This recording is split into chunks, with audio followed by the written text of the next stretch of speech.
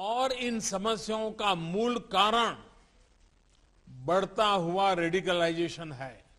हाल के घटनाक्रम ने इस चुनौती को और स्पष्ट कर दिया है। इस मुद्दे पर एससीओ को पहल लेकर कार्य करना चाहिए। यदि हम इतिहास पर नजर डालें तो पाएंगे कि मध्य एशिया का क्षेत्र मॉडरेट और प्रोग्रेसिव कल्चर और वैल्यूज का एक प्रकार से गढ़ रहा है, किला रहा है। सूफीवाद जैसी परंपराएं यहां सदियों से पनपी और पूरे क्षेत्र और विश्व में फैली। इनकी छवि हम आज भी इस क्षेत्र की सांस्कृतिक विरासत में देख सकते हैं। मध्य एशिया की इस ऐतिहासिक धरोहर के आधार पर एससीओ को रेडिकलाइजेशन और एक्सट्रीमिज्म से लड़ने का एक साझा टेम्पलेट डेवलप करना चाहिए। भारत में और एससीओ के लगभग सभी देशों में इस्लाम से जुड़ी मॉडरेट, टॉलरेंट और इंक्लूसिव संस्थाएं और परंपराएं हैं। एससीओ को इनके बीच एक मजबूत नेटवर्क विकसित करने के लिए काम करना चाहिए। इस संदर्भ में मैं एससीओ के रैट्स मैकेनिज्म द्वारा किए जा रहे उपयोगी कार्य की प्रशंसा करता हूं। भारत ने एससीओ रैट्स की अपनी अध्यक्षता के दौरान जो कैलेंडर ऑफ एक्टिविटीज प्रस्तावित की है, उन पर हमें सभी एससीओ पार्टनर्स के सक्रिय सहयोग की अपेक्षा है।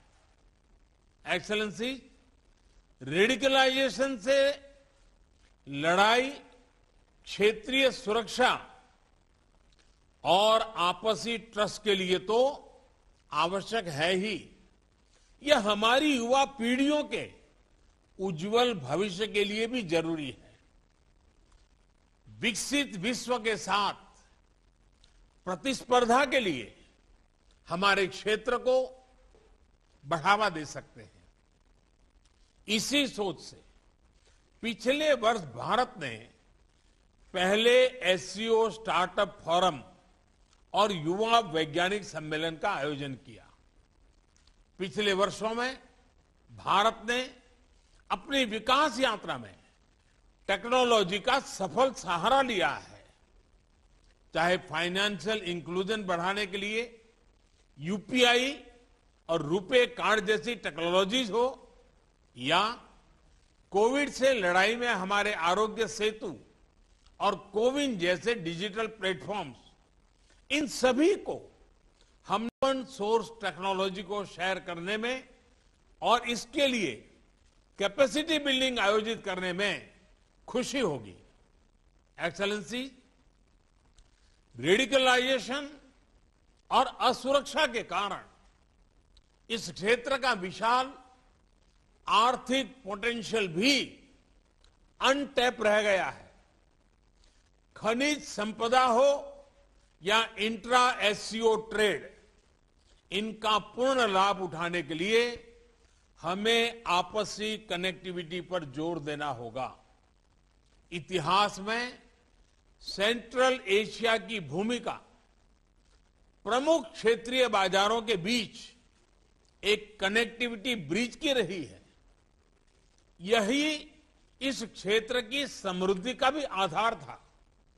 भारत सेंट्रल एशिया के साथ अपनी कनेक्टिविटी बढ़ाने के लिए प्रतिबद्ध है।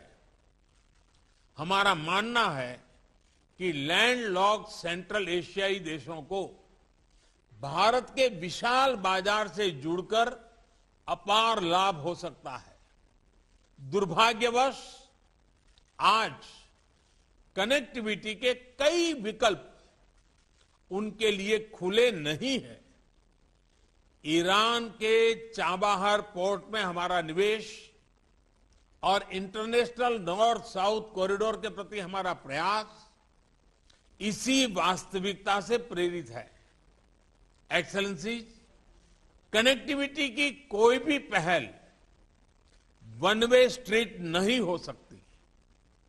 आपसी ट्रस्ट सुनिश्चित करने के लिए कनेक्टिविटी प्रोजेक्ट्स को कंसल्टेटिव, पारदर्शी और पार्टिसिपेटरी होना चाहिए। इनमें सभी देशों की टेरिटोरियल इंटीग्रिटी का सम्मान निहित होना चाहिए। इन सिद्धांतों के आधार पर एससीओ को क्षेत्र में कनेक्टिविटी प्रोजेक्ट्स के लिए उपयुक्त नॉर्म्स विकसित करने चाहिए। इसी से हम इस क्षेत्र की पारंपरिक कनेक्टिविटी को पुनः स्थापित कर पाएंगे और तभी कनेक्टिविटी प्रोजेक्ट्स हमें जोड़ने का काम करेगी, न कि हमारे बीच दूरी बढ़ाने का। इस प्रयत्न के लिए भारत अपनी तरफ से हर प्रकार का योगदान देने के लिए तैयार है। एक्सेलेंसी, एससीओ की सफलता का एक मुख्य कारण यह है कि इसका मूल फोकस क्षेत्र की प्राथमिकताओं पर रहा है। रेडिकलाइजेशन, कनेक्टिविटी और पीपल टू पीपल संबंधों पर मेरे सुझाव एससीओ की इसी भूमिका को और सबल बनाएंगे।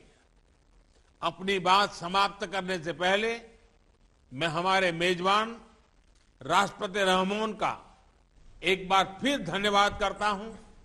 उन्होंने इस हाइब्रिड फॉर्मेट की चुनौती के बावजूद इस सम्मेलन का बेहतरीन आयोजन और संचालन किया है।